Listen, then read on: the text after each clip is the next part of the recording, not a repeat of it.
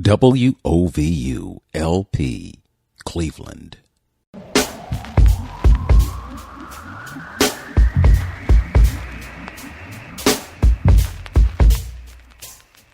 This is Open Door with Vince Robinson. In-depth conversations with people who are making a difference in the lives of others here and around the world. Culture is at the heart of who you are. Know your culture, find yourself on Open Door with Vince Robinson. Hello and welcome to another edition of Open Door with Vince Robinson. I have a very special guest with me today. I'm happy to say that I just emerged from 2 weeks in Mexico and I had the pleasure of meeting her. And as I was having conversation with her, I decided to myself, this lady has to be on my radio show because she knows so much and she has something to share with you. So with that, I'd like to welcome to Open Door, Miss Nicole Jackson. Welcome to Open Door, Nicole. Thank you for having me. All right. So we started the conversation with you telling me about how you came to something called Qigong. You talked about how you worked in retail for a number of years, and then something woke up in you and you decided, hey, I need to do something different. So first, let's get the social media stuff out of the way. Tell me the name of your business and the practice that you're engaged in. Well, thank you again, Vince, for having me on the show. It's my honor to be here. My name is Nicole Jackson. I guess I'll start with my website, which is healthysoulwellness.com. That's the name of my business, Healthy Soul Wellness. And you can find me on Instagram at Chi Priestess. I'm also on YouTube under the same name. And I have a Patreon account as well. So, I came into this work many, many years ago. I would probably say in 2007 is when I had my awakening and a redirecting of my path spiritually. And at the time, like we had discussed, I was doing work in retail. I was also working part-time as a waitress, waiting tables, and just kind of really trying to find myself. And is it okay to go ahead and share? Oh, yeah, absolutely. I know I just jumped right into it. But so one day, I found myself in a bookstore and, I had a pretty spiritual incident happen to me when I was in Costa Rica about a year prior to this. So, I was looking for what it is I was supposed to do in the world. I had been exposed to being a salesperson and been told I was really great at that. But it didn't really it didn't really fill me from a soul level per se. So I was really, without knowing too much about, the universe and the spiritual path that I am now on, there was definitely a questioning within my being. And I was directed to a particular aisle in a bookstore. And it guided me to a particular book. Now, I write about this in a book that I just co-authored called Sister Armor, Healing and Community. And I'm sharing my story of how this book found its way into my life. And then this book changed my life. So I'm on the aisle. It's like a health and wellness aisle. And I see this book and I swear the book looked like it was glowing. It had like a halo around it. That's the way I can describe it. So, of course, I'm like, what is this book? Am I seeing things? Is this book really glowing? I pick up the book and the book has the title Reiki. And it was a book on Reiki. And I had never heard of Reiki, didn't know what it was. But I just found that it was fascinating. I felt like I was really guided to the book. And so I read the book, of course, ended up implementing the teachings and some of the techniques that were in the book. And I started to see results. I was doing a lot of healing around my heart space. I was in a relationship that failed, which brought me back to my hometown of Panama City, Florida. And so it was like I needed to get grounded and really figure out what it was I wanted to do with my life. And, just listening and working with this particular book, it guided me to the right teachers. And my first teacher was a Reiki practitioner, and she was also clairvoyant. She was the first person to tell me that I was supposed to be doing healing work as a living, as a profession. Now, I had been working with Reiki at this time probably for about 6 months, and just really enjoying the energy, but never thought about doing it for other people. Just kind of like, oh, this works for me, and so she planted a seed for me, and she became my first teacher and taught me a lot about energy healing. And then from there, it was like my spiritual senses started to open up. I started to become more intuitive, and, my intuition guided me to become a massage therapist. And so it was combining energy healing. I did become a Reiki master. So being able to do energy work and body work at the same time was really powerful. And it was, body work that led me to Qigong. Yeah. And so when I discovered Qigong, really from a 4-day workshop that I was interested in, just because I needed some continued credit hours for my massage license, it took me to Orlando, Florida, and I studied with a guy named Jeff Primack, who did these big Qigong 4-day events. There were thousands of people there. But I was really able to feel Qi in a different way than doing Reiki. And I was like, there's something to this Qigong stuff. Like, it really changed me. And I went back to that same seminar the very next year. And before I went back the third time, I was introduced to Wayne Chandler, who we both know. And so, yeah, once I studied with Wayne, it was just a whole nother world opened up for me. And long story short, here I am today, being able to still learn from Wayne, but also co-facilitate with Wayne. This is our second retreat, third event that we've done together. And really grateful for the experience and, having had the opportunity to meet you and all of the other beautiful souls that came to the retreat, it was really nourishing for me as well. So that's pretty much it in a nutshell. I could go on and on, but, I love for you to ask questions. Okay. Well, as you were talking, a few questions did come to my mind, some for my benefit and some for the benefit of those who are listening, because you mentioned a few things that they may not be familiar with. So for the benefit of those who are listening, could you talk about first what Reiki is and how you benefited from it initially? Because you said you felt as though you received results right away, and then you took those results from what you were experiencing with yourself, and then you transmuted them to folks that you were dealing with. So talk about what Reiki is. Sure. So that's a great question. Thank you. So Reiki, so Ki and Chi are pretty much the same thing. It means energy, life force energy. And so Reiki is a modality that comes from the Japanese lineage. And it was downloaded to a particular person, Usui, which we'll just leave it at that. And so he became enlightened. And what happened was he understood and had the gift of healing. Now, what Reiki practitioners or people who practice Reiki, they go through an initiation, which we call attunements.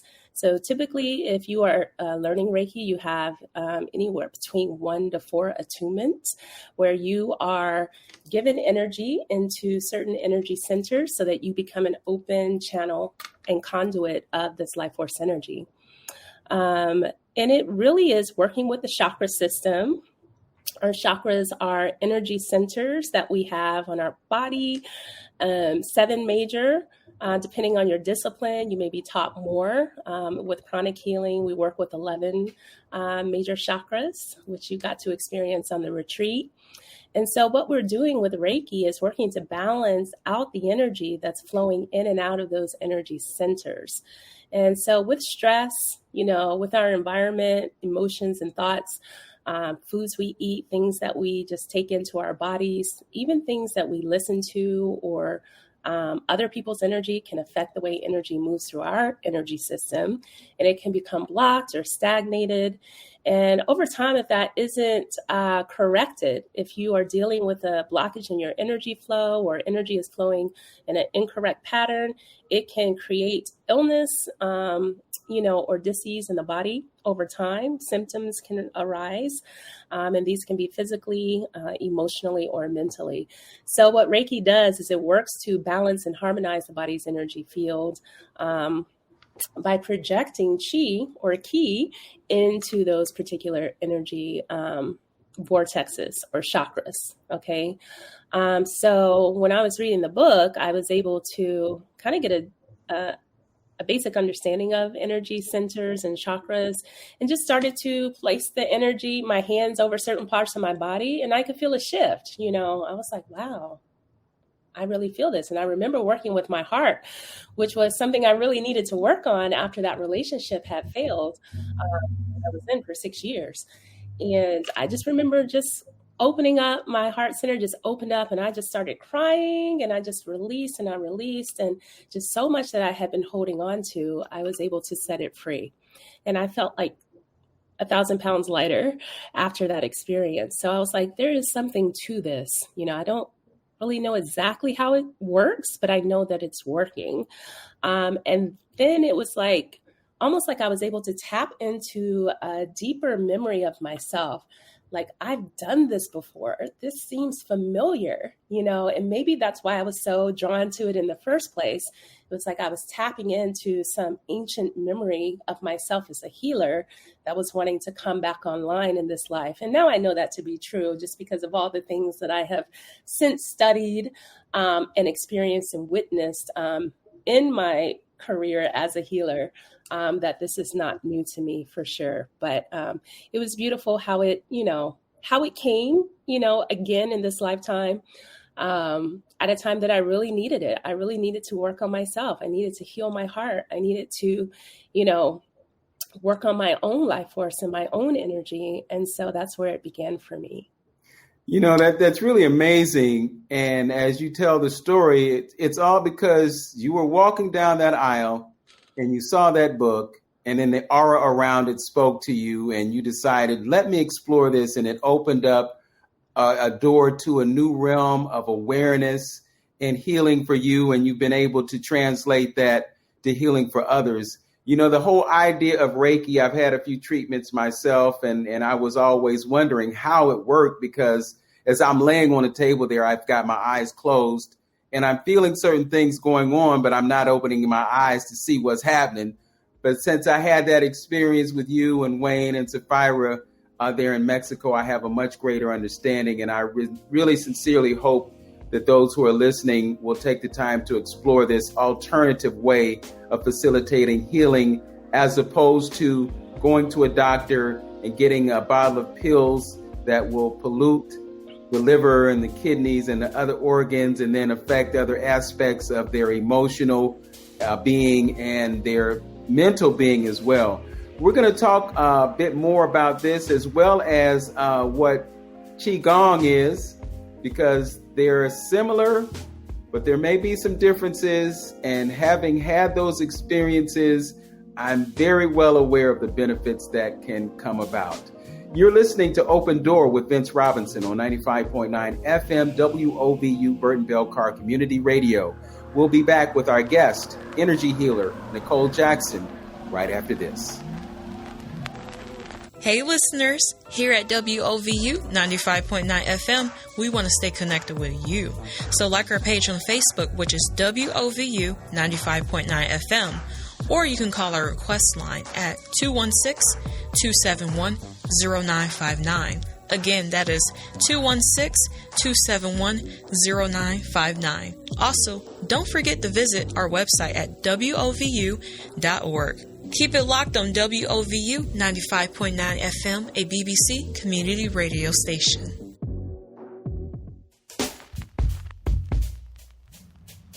Welcome back to Open Door with Vince Robinson. My guest is Nicole Jackson. She is an energy healer. She's based in the Washington, D.C. area. She told us that she is actually from Panama City, Florida, not Panama City, Panama. She's from Florida. She's down there around the location of a U.S. Air Force base that my niece has been stationed at for a point, and I might have another niece in the vicinity right now. My niece is a captain in the U.S. Air Force. She graduated at the top of her class from Bennett College, and she reminds me a little bit about this young lady that's in view for those of you who are watching us on YouTube and Facebook, and who experienced the greatness of Brother Wayne Chandler. She is privileged to serve as one who assists him in carrying out retreats and bringing the gospel, I'll just call it that, the gospel of Qigong to the masses. Thanks for coming back and joining us on Open Door. So you talked about Reiki. I want to shift gears and talk about Qigong. Let's talk about what some of the similarities are and what some of the differences are. And up front, just talk about what is Qigong. Okay, beautiful. So Qigong, right? We're working with Qi, which is energy again, life force energy. Qi is everywhere and in everything, right? And Gong can be, loosely translated as work. So Qigong is energy work. And that's exactly what we're doing. We're working on our energy when we practice Qigong. It's a modality that implements movement and postures, also breath work and visualization to help harmonize, to help regulate the flow of energy, circulate energy, detox the body's energy, as well as strengthen and fortify the body's energy. So Qigong does a lot of wonderful things in the body. We think about the fact that we are energy beings and everything is energy. You may have heard that. It is so true. The aspects of what we see as physicality, our physical bodies and everything that we see in the room and everything we see around us, it's just that we are vibrating at a slower rate so that we can see it in physical form. But there are aspects to our being that are vibrating much faster, which we do not see. So you're not just a physical body. You have an etheric body. You have an emotional body. You have a mental body. And you have a spiritual body. And so, as these vast beings, we are constantly always taking in energy, right, from our environment, from other people that we interact with. And we're always giving energy out. And so with Qigong, we're working to harmonize the body's energy. Now, within our bodies, we have an energy system. We talked about the chakras a little bit. So we do have the chakra system. That's just one. And we have many energy systems in the body. With Qigong, oftentimes we also work with the meridian system. So you can look at meridians as energy channels in which Qi, or that life force energy, is flowing to nourish the organs and the glands in our bodies. All right. So if you could look at your energy body, you would see all these lines. In yoga, they call them nadis, which are energy channels in which Qi flows. And so, stress, we are in a world that is inundated with stress, different types of stress, right? Environmental stress, emotional, mental, physical, and all of these can disrupt the flow of energy throughout our bodies. And so Qigong helps us to come back into a place of harmony. It helps us to be our own healer. So what I love about Qigong is that I can teach people how to be their own healer. People do come to me and I do energy work on people all over the country and, even internationally. But for me, it's more empowering to teach you how to be your own healer and how to do these practices for yourself. And that's what Qigong is. It's really tuning into your body, being able to become more sensitive to your life force, right? And through certain breath techniques, certain movements, certain intention, right? Because intention plays a big role in our ability to heal ourselves. We're able to move Qi that has become stagnated or blocked or maybe flowing in a irregular pattern. So it just brings you back to a place of alignment, long story short. Yeah, as you describe that scenario, I can actually tell you that I feel a difference energetically after going through a week of the exercises that we did. And even though I didn't fully understand all of the exercises or the things that we were doing, I could still feel a difference. And I can't say that I've ever felt any better than I felt that week in Mexico.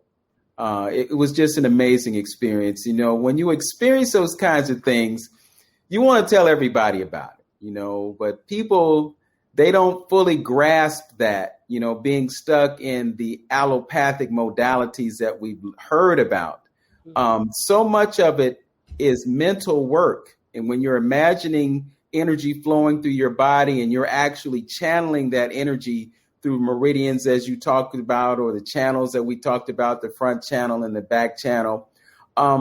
Let's explore some of the concepts that were involved in the practice, namely the healing sounds. So we did exercises with healing sounds, and certain sounds were connected with certain organs and certain movements. Can you talk about the organs in the body and sounds that are associated with those organs and emotions that are connected to those organs? Absolutely. Yes. So, the healing sounds is a very powerful practice. One of my favorite practices that we do in Qigong, because they work. Like you said, you can really feel the difference and feel the shift. And, our organs, right, are of utmost importance, because if we don't have our organs and if they're not functioning in an efficient way, then we have poor health, or we can't exist. Think about it. If your heart stops functioning, then you die, right? Without our lungs, we can't breathe, right? Without breath, there is no life. Our liver is said to do anywhere between 500 to 1,000 functions in the body, right? So it's important that we keep our organs in a state of health and vitality if we're going to have a good quality of life. And the ancient Taoists, from which, Qigong comes from, that school and that philosophy, really rooted even further back into shamanism. They understood they were connected to the earth. So each of our elements are also, each of our organs, I'm getting ahead of myself, are associated with a different element in our bodies. So we are of, fire, we are of water, we are of earth, we are of, in the Chinese system, metal and wood, right? So all of these elements that we find in nature also exist within ourselves. And so they understood that when they created this whole science from which all of this, comes forth. So within our bodies, we have our major organs, in which they divide into yin organs and yang organs. So in the healing sounds, we're working primarily with the yin organs, which are the lungs, the heart, the liver, the spleen, and the kidneys, right? And those are pretty much the most vital ones of them all, right? So they also understood that each of those organs have their own vibration, their own frequency, and that certain emotions would affect certain organs in a certain way. So for an example, we look at our kidneys, and the emotion of fear really adversely affects our kidneys. When we look at our liver, the emotion of anger or even frustration adversely affects our liver. All right. So sometimes it's like, wow, how did they know these things? Lots of science and lots of practice, experimentation, I suppose. But, gratefully so, we have it. All of that is there for us now to understand, to digest. But the truth is, I notice a difference when I do a lung sound. If I'm feeling sad and I do my lung sound, because grief and sadness affects the lungs, I can feel a shift, So it all comes down to frequency, to vibration. With the healing sounds, there are also colors that are associated, as well as movement. And the reason the movements add another layer is because we're working again with those meridians. So when we do something like the liver sound and we stretch our arms like so, right, our liver meridian runs on the side of the body. So these things are not just random postures that we're doing. again, it is a science. And so we're stretching particular meridians that are also associated with those organs, which we didn't really get to go so deep into in the retreat. But I just thought I would throw that out there. So the healing sounds, it's really a multi-dimensional practice. So you're working one with the sound, which is an element of vibration, vibrational healing, and then visualizing the color, which helps to balance that particular organ. And you can also visualize that particular emotion represented by some sort of energy that's leaving your body. You can actually see it leaving your body as you make the sound. And then you have the movement that is helping to stretch and to, depending on how you're moving, sometimes even contract the meridian, which has a cleansing effect as well on that particular organ. So very powerful. One of the exercises I think that you can feel in real time after going through the whole cycle of the 5, well, there's 6 sounds, 5 organs. One is a system, the triple warmer, which comes at the end of the practice. But it's one of those, I think you can just feel it, after you do it, you just feel so calm. At least that's my experience. I feel very calm, very balanced, almost ready for a nap or something. Well, I did the solar practices today, and at the conclusion of the solar practices, I really felt energized. And I can recall Brother Wayne telling us this is not something that you want to do late at night if you want to go to sleep. Definitely some validity, and I thank you for a great explanation of that. We're going to continue with our discussion of Qigong, and we're also going to talk about your relationship to yoga, because I know that's another one of the tools in your tool belt. And I think it has a place in a regimen that includes all of these different modalities. You're listening to Open Door with Vince Robinson on 95.9 FM WOVU, Burton Bell Car Community Radio. My guest this morning is Nicole Jackson. She's an energy healer based in the Washington, D.C. area, the DMV, I think they call it. Yes. Yeah, she's representing her hood quite well today. We'll be back with more Open Door right after this. Are you or someone you know in need of help? Here's a resource you can turn to.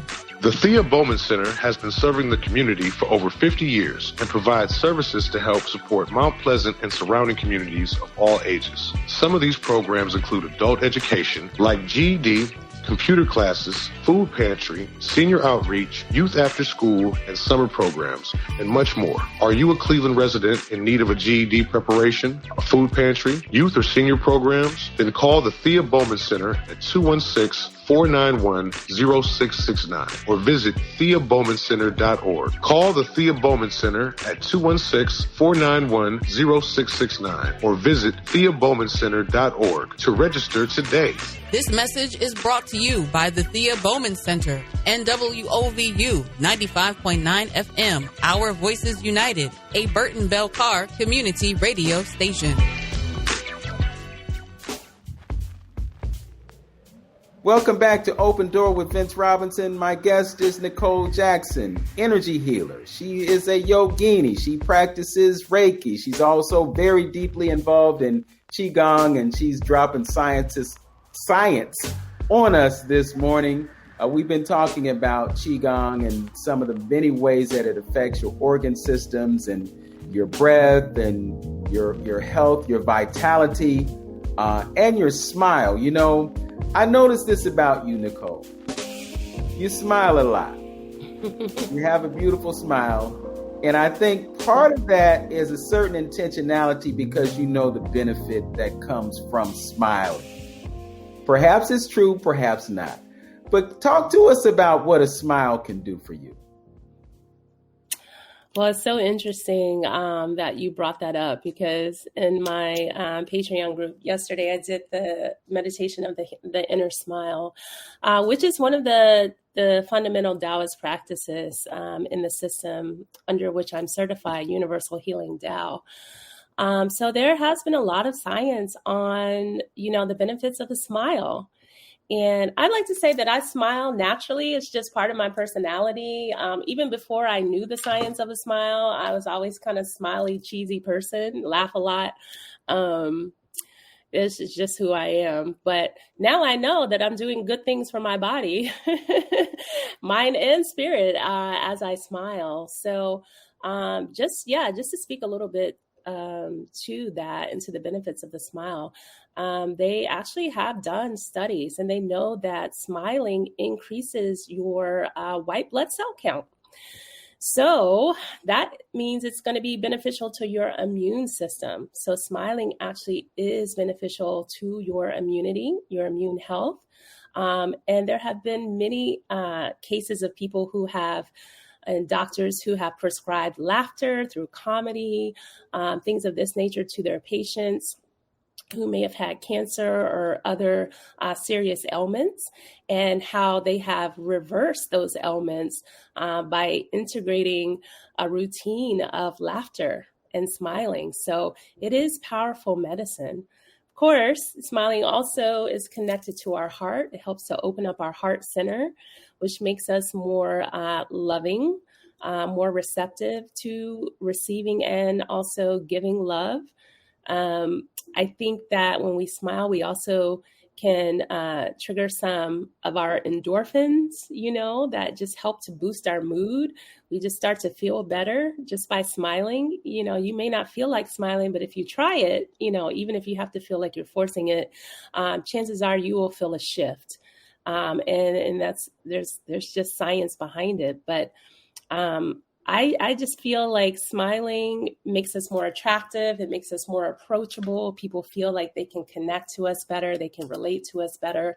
A person who is frowning, nobody really wants to, there's like a guard up. Oftentimes you're like, I don't know about that person. They seem a little, hard to connect with. But the main thing is that, if we smile, the more we smile, we are doing our bodies good. Now, with the inner smile meditation, we are working actually to smile specifically into different organs of the body. So I would smile into my heart, and then I may smile into my lungs. And in that, I am tuning into that particular organ with the intention of transmuting any lower vibrating energy that may be present. So just looking within myself and using my mind's eye to connect with my particular organ, smile, actually physically smiling, externally, but also projecting that smiling energy internally. I can then work to transmute any negative energy that may be in that particular organ. So that's the science of the inner smile. Now, if you do that and go through all of your organs, or you may have, say, an area on your body that is experiencing some discomfort, say some knee pain, lower back pain, you can smile into that particular area with intention to break up and dissolve that energy that may be blocked there, and feel the difference, So it is a really powerful, simple, but powerful technique. And I invite everyone to smile into themselves every day. Even if you don't go through all of your organs, just smile into your heart, right? Your heart can serve as a grand central station. And from your heart, you can radiate that smiling energy into every cell of your body. When I'm in a quick fix, I just smile into my heart and set the intention that my heart is spreading that smiling energy into all parts of my body. And I just see it like the sun radiating rays of light into my organs and into my cells. And it's really powerful. Okay. Some of the other simple things that we learned about were different breathing exercises. We learned alternate breathing and so forth and so on. Could you talk about alternate nostril breathing and some of the other breathing exercises that folks might be able to utilize at home without having a full and deep understanding of Qigong? Sure. So the alternate nostril breathing, you do find that a lot in yoga as well. It is not specific to Qigong, but it is a really powerful practice to help balance out. So we have two channels that run alongside our central channel that runs from the base of our kind of like the perineum all the way up to the crown of the head. You can see that like one channel that runs straight up as your central channel. And on the side, we have two channels. And, these channels are in communication with our third eye center. So this particular practice works to balance out the energies within those two channels, left and right hemispheres of the brain as well, and to really open up this third eye center as well. And Wayne speaks a lot about it as a tool for manifestation. So as we start to harmonize the energy flow within those two nadis that run along the side of that central channel, we're working to open up and enhance our powers of manifestation. And really how it works is that you would close off one nostril, exhale through the opposite nostril, then inhale through that same nostril, then close that off, and then you would exhale through the opposite nostril. So if I was starting with my right, I would close my right nostril, exhale through my left, inhale through my left, then close off my left, exhale through my right. And then I would breathe in through my right and then close off and then exhale through my left. So what you do is you start to form a pattern which will start to harmonize the energy flow through those two channels, which is also going to harmonize left and right hemispheres of the brain, which is going to create more balance for us. I feel that after alternate nostril breathing, I feel more grounded, more centered. I also feel more expanded. And it's a great place to go into meditation after that. In our practice, we follow it with the kidney packing and then with the microcosmic orbit, which in itself is a meditation. So it's a wonderful practice to create more balance and harmony and really open up the faculties to make you a greater channel and conduit for calling in and manifesting the things that you desire. I'm so glad that you brought up that mental aspect of it, because we could look at this and think, well, this is just about healing the body. But when you talk about manifestation, this is having an impact on the overall quality of your life, because you have the power and the vision to create new circumstances for yourself. For instance, if you want to create abundance and you want to manifest abundance, you can use this tool as one of your ways to do that. So it's not just about doing the breath, doing the posing, and, oh, my kidneys are healing now, or, oh, my liver is healing now, or, my heart is healing, although that might be a mental exercise too, because you had your heart broke and it needs to be fixed. So you do what you need to do, and then you get that heart healed, and then you open yourself up to the possibility of attracting someone who might replace that situation that you were dealing with before. Correct, Amundo? Absolutely. Yes. Mm-hmm. We have just a few more moments before we go to our next break, but I was wondering if you might talk briefly about the microcosmic orbit. Yeah. So the microcosmic orbit is such a vast practice within itself. But really, when we think about it physically, we're looking at the connection of two channels, the front channel and the back channel. These channels in acupuncture have been given different names, like the dew and the ren, or the conception and the governing channel.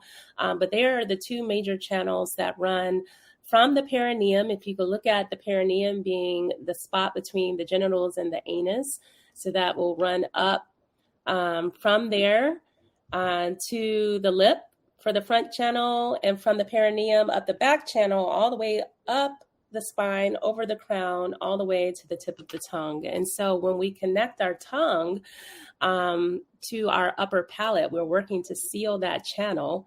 And when we work to squeeze the perineum or pull up, like doing an anal lock or a Kegel for women, we work to seal the energy at the bottom of the circuit. So energy is always flowing throughout this channel. What we were doing is becoming more conscious and more aware of the energy that flows throughout that channel when we were learning the practice. And what happens is, through that channel, we learned about the different points, right? So there's different energy centers or energy points. They're really acupuncture points that align with the chakras. You can look at chakras as big acupuncture or energy centers, acupuncture points. And along those channels, there's different points, right? And as energy starts to go from the lower part of the channel to the crown, it becomes more refined. So the energy is just constantly moving up. And as we start to open up and become more conscious of these channels, we become a greater conduit of energy. So we begin to pull more energy, more cosmic energy in that can flow through this channel, which then can go into feeding those meridians and all of the organs in our bodies. So really powerful. It also helps us to circulate. Once we didn't really get into the sexual practices very much, but as you start to learn how to move that energy, it helps to liberate sexual energy as well, which makes us more creative beings, because I see sexual energy and creative energy are one and the same. So we can tap more into our creative and divine nature just by circulating this energy. Of course, it's going to help to fuel our organs and our glands. So it really is like a regenerative practice. And it's also a good way to seal our Qigong practice. So once we've done all of the other things, we can run our microcosmic orbit as a way to seal our energy and seal our practice. So it's a great way to close out your practice. But as you start to work with the microcosmic orbit, you'll probably find that things start to open up for you intuitively as that energy starts to move and circulate through your third eye and your crown, because we do the spinning at the top. So as we're spinning the chi at the crown of the head, we're also drawing in more chi here. And we know that our crown chakra is like our connection to spirit, to the divine. So as we work to spiral this energy, we open up more to that aspect of our nature. So really powerful practice, very healing, very nourishing practice. One that I think that, can benefit us to do every day. If you had to choose one or two, I would definitely integrate that into one of the practices that you do on a daily basis. Well, as you say this, I'm actually looking forward to my next opportunity to learn about these things in person. And again, continue to spread the gospel of Qigong, because I just think that there's so much there. I want to talk to you about yoga as well, because, it kind of gets abused in certain ways. You might think, well, that's for women. Let me tell you something. I went through 2 1-hour sessions with Sapphira, and I was so whipped after the first session and the second session. I was like, this is harder than going to the gym. And I go to the gym and I lift weights, but ain't nothing about that easy. But we're going to talk about that when we come back. Okay. You're listening to Open Door with Vince Robinson on WOVU, Burton Bell Car Community Radio. My guest is Nicole Jackson, energy healer. We'll be right back. Cleveland, we know you have something to say. We know there are things on your mind you've been itching to get out. Call the WOVU Talkback line, 216-200-7848, and tell us what it's all about. Tell us what's bothering you. Tell us what makes you happy. Tell us what you want to hear on WOVU. Call or text the WOVU Talkback line, 216-200-7848. This is WOVU, our voices united. We can't do what we do without you. WOVU, LP, Cleveland. Welcome back to Open Door with Vince Robinson. My guest is energy healer Nicole Jackson, and she has just laid a whole bunch on us. And I know there have been some technical terms, and microcosmic orbit, what's that? Meridian, chakras, it all sounds mystical, but I will assure you that it is very real and it is very beneficial to you. And if you take the time to take an interest in this and explore it, there's something in it for you. So we've talked about Reiki. We've talked about Qigong. You also mentioned that you were involved in yoga. And you also mentioned that there were some things that were kind of crossing borders like the breathing, the alternate nostril breathing. Talk to us about what yoga is and how it meshes so beautifully with these two other modalities. Beautiful. So, to be honest, yoga was in my life before I started on this path with energy work. So yoga kind of came to me as a way to really align and balance my body because I needed that. And in that, I was able to be more receptive to some of these other practices that then started to come into my life. But yoga, is an ancient discipline as well. It's been around for, some say 10,000 years. And as you know, the ancient Kemetics were practicing yoga way back in the day. So, yoga is an ancient science, and it has been around, and it's really profound. It's a spiritual practice. I think now people see yoga, they think more of it as an exercise, or they look at it more from, the physical benefits and aspects of it. But in its entirety, yoga is a spiritual system. And the physical practice was just really to prepare you for deeper levels of meditation. So it's really about, being able to align our bodies, open up our bodies, create flexibility, not only in the body, but also in the mind and also in the spirit. And for me, I needed that discipline, and it isn't easy, as you have already spoken to. But, when you can get in a place of having a practice of yoga, then energy, chi, is going to flow so much better through your body because it's not going to be so constricted. It's not going to be so tight and so locked up. So yoga and qigong really work hand in hand. They really go together like, cousins. And when you can practice them both, like Safira as well, you're going to see greater results. But for me, just having a flexible and open body also, it equates to having a flexible and open mind, a flexible and open heart, right? Because our body is not independent from our emotions and from our thoughts and from our spirit. It's all together. We're these holistic beings. So when we begin to tap in and to work on our physical being and create space, right? Create that space that yoga creates. We learn to create space in other areas of our life to allow more of spirit to flow in to that space. And so that's what yoga does for me. Now, there are different types of yoga. I used to practice Ashtanga, but I am certified in Yin. And Yin yoga is a little more modern. It is working mostly with the yin tissues. Most of the practice is on the floor. So the yin tissues are like the ligaments, the bones, the fascia. So we're working primarily with the connective tissue, and we're holding the poses or the asanas for much longer than you would see in, say, like a vinyasa or a hatha yoga class. So you may hold a pose for 3 to 5 minutes. And a lot of times people look at yin as restorative, but they are two different things because yin can kick your butt too. So imagine trying to hold a pose for 3 to 5 minutes and breathe through that pose, so it definitely builds strength.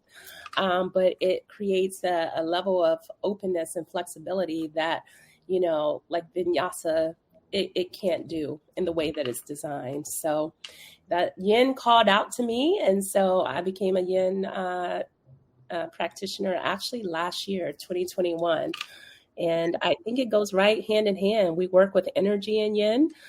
So we're talking about what meridians are being opened and what meridians are being stretched as we do a particular posture. So for me, it made a lot of sense having my background in Qigong because they speak a similar language. Yeah, I'm so glad that you brought up the idea of the restorative aspect of and the flexible aspect because, I watched, I think it may have been a Qigong conference that was online. And I noticed that a lot of the masters were up in age. And I also noticed their posture I noticed the way that they moved. I noticed how flexible they were.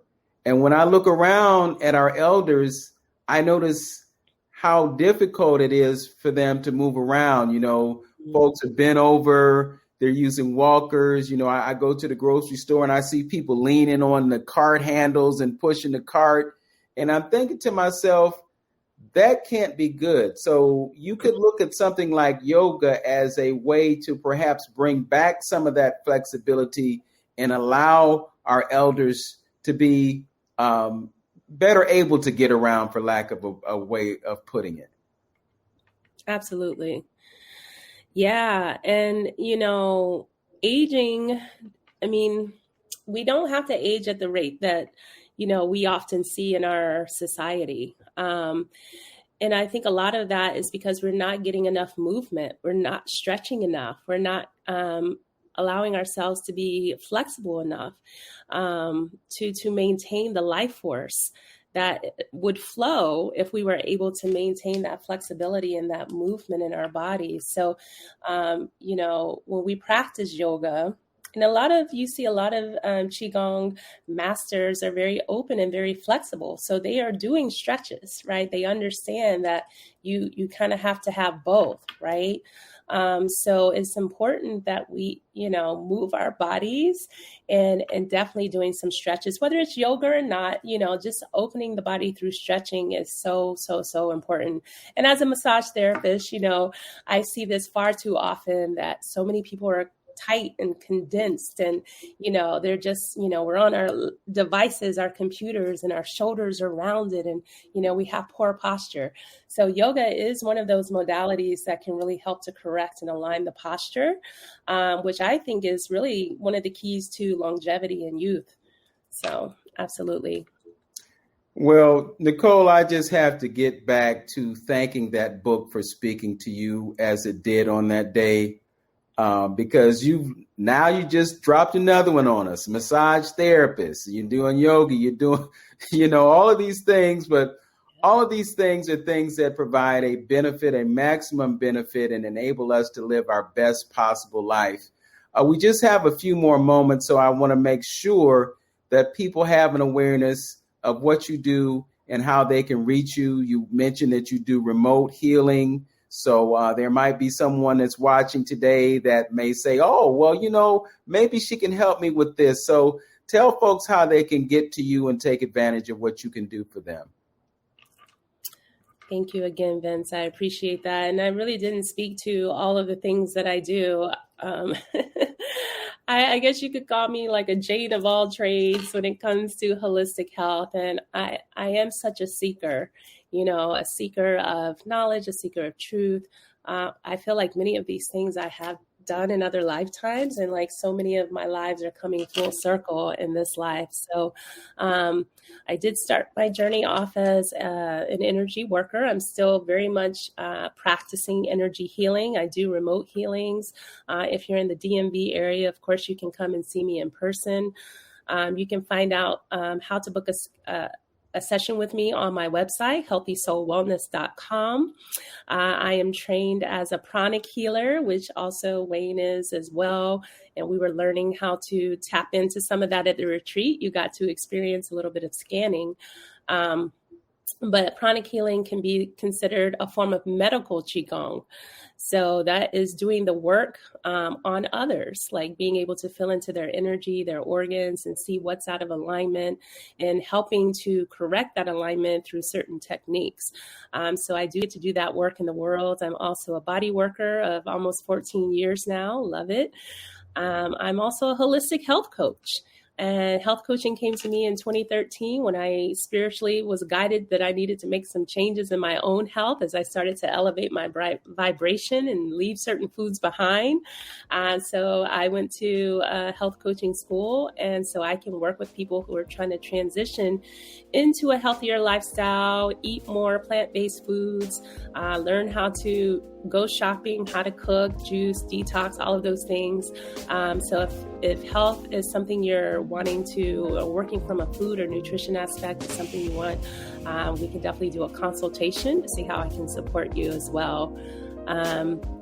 And on my Patreon, I do teach Qigong and Yin yoga classes. So you can access me on Patreon through my website. I do have a tab for that, so you can check out and see me on a weekly basis. And I also do some group healings in the group, like distant work, and also sound healing. That's my newest thing. So I'm starting to work with the bowls and tuning forks and just integrate that into the work I get to do. So, yes. Okay. Well, thank you for such a thorough explanation of the things that we talked about, and I am sincerely hopeful that folks will reach out to you. Thanks for joining us on Open Door, and to those who are listening, know yourself, love yourself, be yourself, make today your best day. Peace. Peace.